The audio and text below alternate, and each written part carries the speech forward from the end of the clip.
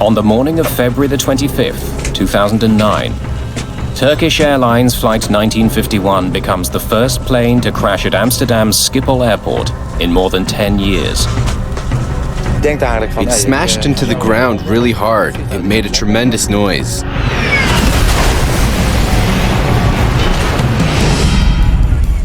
The plane hits the ground in a muddy field just north of runway 18 right. Since the crash was so close to the airport, rescue workers arrive quickly. Most of the passengers have survived, but many are badly injured.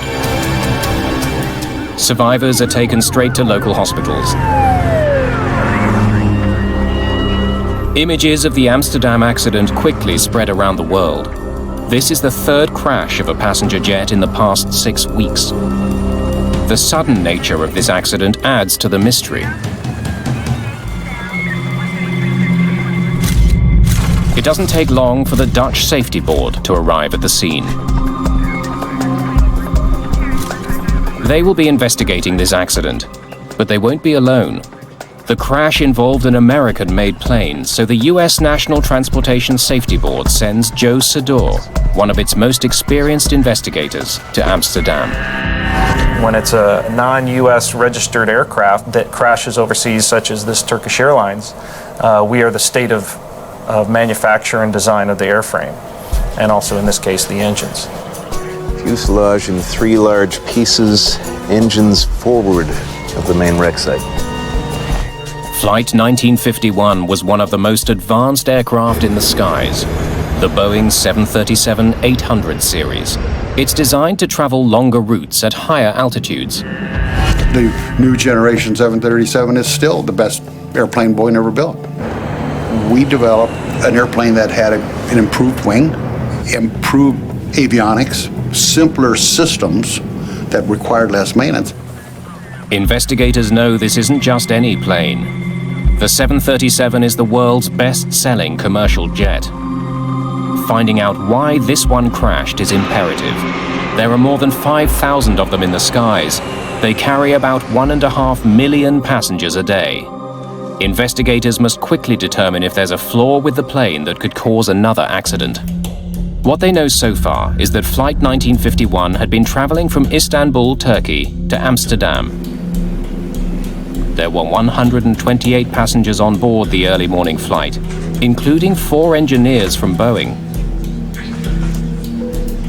Ladies and gentlemen, we're beginning our descent towards Amsterdam Schiphol Airport. Please raise your seat backs to the upright position and stow away your tray tables. There was no mention on board of any kind of trouble in the cockpit. The crash has killed 9 people, including 3 members of the Boeing team and the pilots in the cockpit. See if you can get me some aerials of the crash site. There are eerie similarities to another recent accident involving a Boeing aircraft. British Airways Flight 38. Approximately a year before this, there had been a 777 short landing at Heathrow, which had a dual-engine flameout. In that accident, a Boeing 777 fell to the ground short of the runway. The British Airways pilots reported that both their engines stopped delivering power just before landing.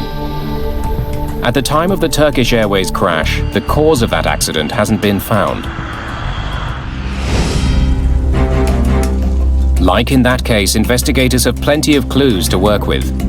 The plane and its engines are largely intact. The flight data recorder and cockpit voice recorder are found in good condition. There are also plenty of survivors to describe what happened. According to the passengers, the landing had been routine, but then suddenly the plane simply dropped out of the sky and hit the ground.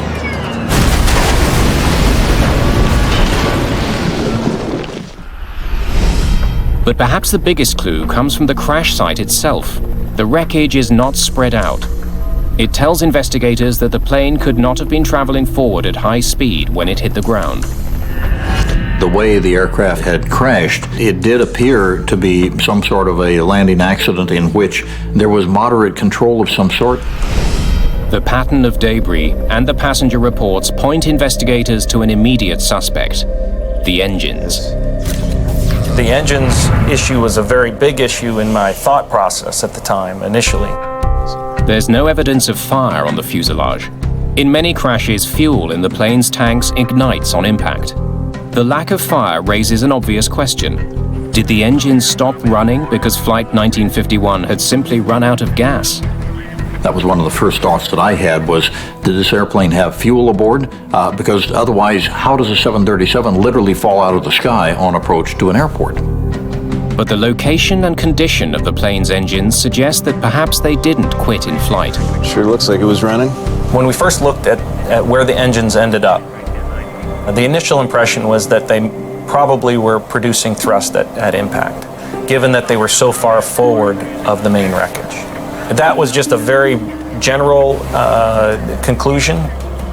Only the flight data recorder can tell investigators how much power the engines were generating in the seconds before the crash. Lots of fuel. Rules that out. It doesn't take long to discover that there was plenty of fuel in the plane's tanks. Flight 1951 definitely did not run out of gas. Passengers report that in the final seconds before the crash, the plane hit what felt like turbulence. It points investigators to a well-known culprit, a microburst. A microburst is a powerful column of air that shoots out of storm clouds. It can literally slam a low-flying plane to the ground.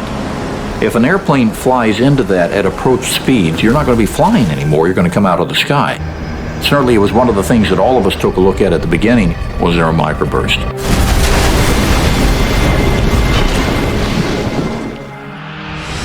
In 1985, a Delta Airlines flight was caught in a microburst while landing at Dallas-Fort Worth Airport. The plane hit the ground short of the runway. 137 people were killed. Investigators learned that there were heavy clouds above the airport at the time of the accident. A powerful gust of wind may well have accompanied them. The flight data recorder will have recorded wind speeds outside the plane. Investigators will need to analyze the flight data to prove the microburst theory. In the meantime, the rescue has led to an unusual discovery. There was 3 pilots in the cockpit, which is unusual. This is a 2-crew cockpit. So why was that 3rd pilot there? Since none of the 3 pilots survived the accident, it's all the more urgent for investigators to retrieve the data from the cockpit voice recorder. It records conversations in the cockpit. They're in luck. Because of the way that the aircraft crashed, access to the recorders and the condition of the recorders was excellent. The reason for the 3rd pilot is soon uncovered. Flying standard arrival route, visibility 3,500 meters, expected to decrease to 2,500 meters. For First Officer Murat Sezer, this had been a training flight of sorts. He was new to the airline and was being shown the intricacies of landing at Amsterdam's airport. In the Jepson charts, which is what all pilots use to navigate to and from Schiphol, there's 102 pages of information on Schiphol alone. So there's dozens of approaches. Runway 18 right has 3 high-speed exits to the left. The captain, Hassan Arisan, was doing double duty.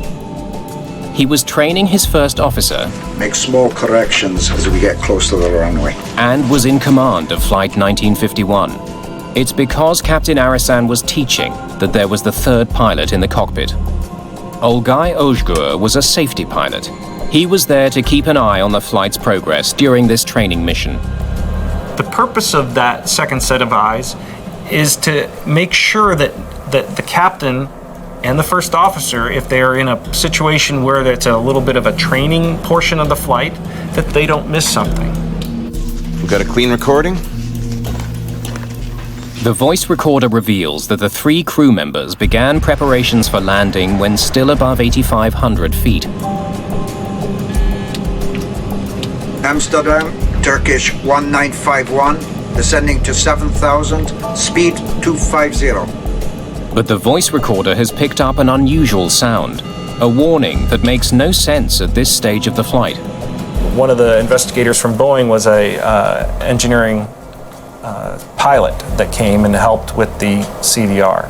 And he's listening to see